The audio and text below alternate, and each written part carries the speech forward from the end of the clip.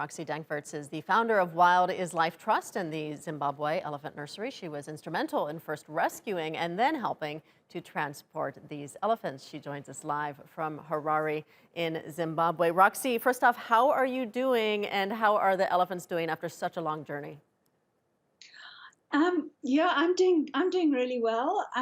Watching that footage, I just felt a little bit, uh, quite sad actually, just to say goodbye to them. And, they've gone to a better place and, they're going to be released and they're going to be free elephants.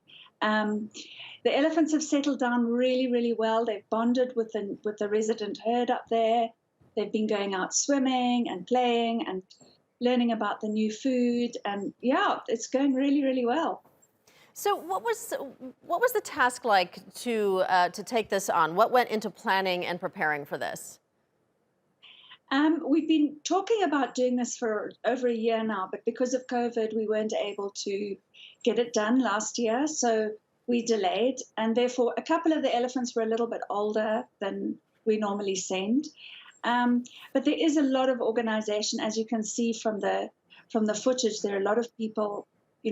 Everybody has a role to play in monitoring the elephants and getting them ready for loading, and then reversing them once they're on the truck. So it's a big job. It's a huge job, but it's really very, very well worth it. And what was the journey like? 900 kilometers. Was it stressful? What was the hardest part?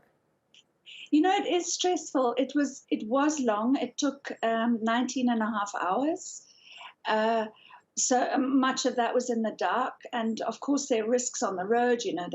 They're potholes, they're wild animals, they're roadblocks. And so it was long, and it was also quite cold. So I was a bit concerned about the Ellies getting like a wind chill. But once they got off, they immediately found the water, found the food, and got their bottles. And it was like they'd always been there. It was remarkable. That is really wonderful. What kind of rehabilitation is involved in preparing orphaned elephants for this type of journey and then the release back into the wild? When a baby elephant comes in the early days, it's very, very stressful. Ellies are difficult to rehabilitate because they don't tolerate milk formula very well.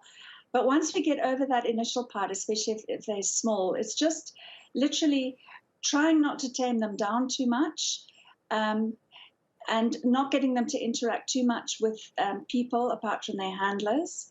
And then when they get to the release site, what happens is that we try and get them to make their own choices. And that is a critical aspect of their rehabilitation. So they can choose to go where they want to during the day. They are accompanied by armed rangers to safeguard them from whatever, but whether it be poaching or lions or any other factors. And they choose what they want to do, and they have to go and learn.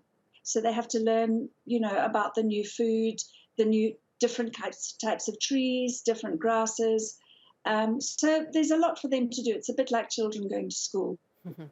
So describe to us where they are now, and what was it like when you arrived at your destination? Because earlier you said that you're kind of sad to see the video because you'd gotten quite close to them. But was that a really exciting moment when you finally arrived and they were released? Oh, it was absolutely extraordinary because, they arrived and it was dark and it was cold, and, I wasn't sure how they were all going to react.